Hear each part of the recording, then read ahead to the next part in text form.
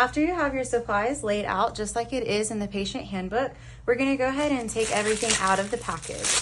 So we should have 2 flushes, one there, one here. The flushes are the ones with the white cap.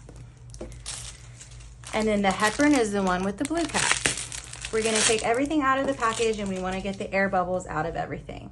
So we're going to take them, the white cap to the ceiling, untwist, and we're going to pull this part down to the floor. We're going to make a bigger air bubble and then slowly push up until a drop or 2 comes out, and then we're going to recap. We're going to repeat that step for all the flushes and the heparin.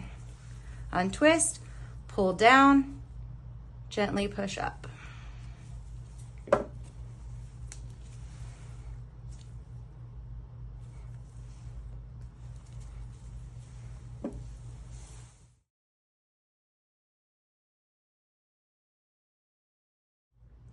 Okay, so after we have removed our air bubbles, we're going to go ahead and begin the infusion. This particular PICC line has an extension on it, but as you can see, we still have the orange end cap on here, okay? So we're going to go ahead and remove the orange cap, and it's going to go into the trash can. Our first step is going to be an alcohol prep pad. We're just going to tear that open, and we're going to scrub this gray part of the center of this end cap. We're going to scrub for about 15 to 30 seconds. This is important to make sure that no bacteria is entering the bloodstream when you connect the medication or the flushes. After you clean it, you don't want to drop it. You don't want it to touch anything. You just want to hold it up to air. Next step is going to be our flush. We're just going to undo the cap there. We have a little knob on the flush. That knob is what goes directly in the center. You push down and twist clockwise. Now, our next step is our PICC line should be closed because we haven't been using it. So we'll go up to the clamp here and we'll just gently pull up, and it should move a little bit up and down, and that's how you know that the PICC line clamp is open. All right. The next step is we're going to go ahead and infuse the flush to clean out the line before the medication. The flush has numbers 1 through 10 and a small little black line here. We're going to take that black line 1 number at a time in a push-pause method. 8, pause, 7, pause, 6, pause, and so forth. All right, again, I'm going to undo the flush, and I don't want anything to touch this in here, okay? It's okay if it does touch something, just make sure you have extra alcohol swabs and you clean it if it does touch something. Next is going to be the medication ball. It's going to come taped up. So we want to undo the tape and we're going to twist off the cap there, okay? It has the same connection as the flush, so the knob is going to go directly in the center and twist clockwise, okay?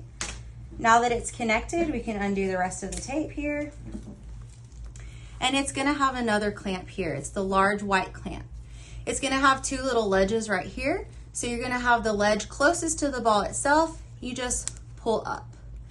This one should slide back and forth, and that's how you know that the medication is infusing. This will take about 30 minutes to infuse.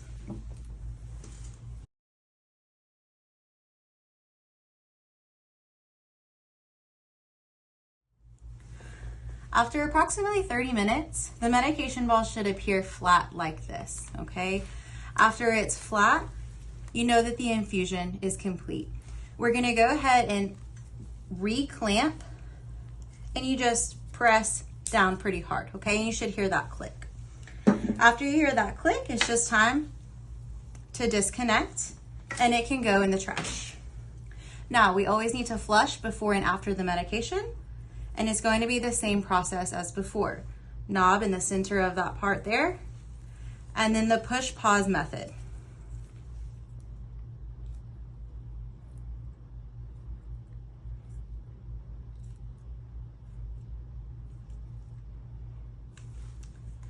After the flush, it's time to go ahead and do the heparin, okay? This should be our last step. We like to call this our blueberry dessert because it's the last thing should be infused in the line. Connects the same way as the flushes, and it's also infused the same way. These numbers only go to 5, but it's the exact same push-pause method.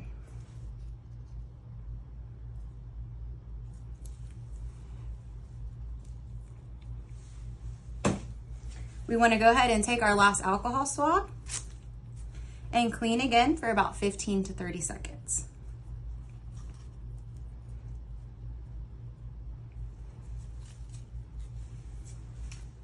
Our last step is going to be to go ahead and cap the line with our orange cap.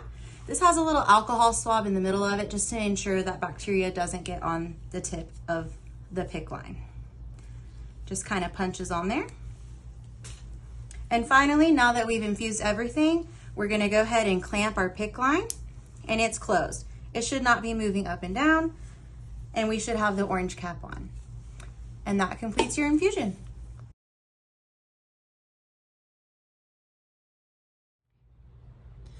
So if you're having to troubleshoot your PICC line because it won't flush for some reason, one thing that we always like to mention, the first step to do, is to go ahead and make sure that the PICC line clamp is undone. As you can see here, I can't flush anything because it's closed, okay? And I can kind of tell because we're pinched right there and we have the little ledge, and it's also not moving up and down. So if I take that ledge and pull up slightly, and now you can see that it moves, so now we're undone. And then the flush should infuse smoothly. Another thing we like to mention is we never want to undo the white or sometimes a blue and clear cap from the extension or the line itself. We should always be connecting flushes, heparin, and medication through the white port with the gray center. If we take this off, blood can backflow into the line and prohibit it from working. So we just want to make sure, again, we go through the white end cap.